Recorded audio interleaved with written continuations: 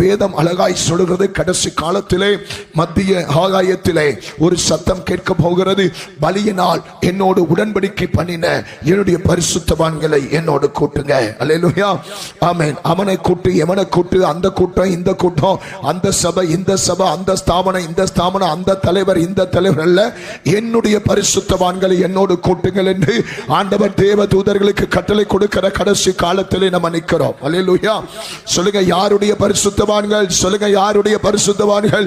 ஆகில அண்டத்தையும் படைத்த என்னுடைய பரிசுத்தவான்கள். உங்களுக்கும் எனக்கும் கடவுள் ஒரு பெயரை வைத்திருக்கிறார். நீங்கள் நானே யார் தெரியுமா? ஆண்டவர் இயேசு கிறிஸ்துவின் பரிசுத்தவான்கள், பரிசுத்தவாட்டிகள் என்கிற பெயரை, நாமத்தை கர்த்தர் நம்ம மேலே தரித்ததற்காய் கைகளை உயர்த்தி ஸ்தோத்திரம். அல்லேலூயா. பலியினால் உடன்படிக்கை பண்ணின பலி.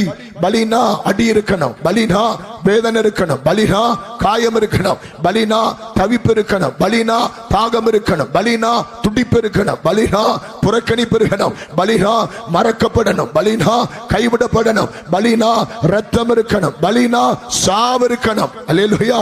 அந்த பலியை ஏற்றுக்கொண்டவர் தான் நான் நீங்களும் ஆராதிக்கிற கர்த்தராகிய இயேசு கிறிஸ்து.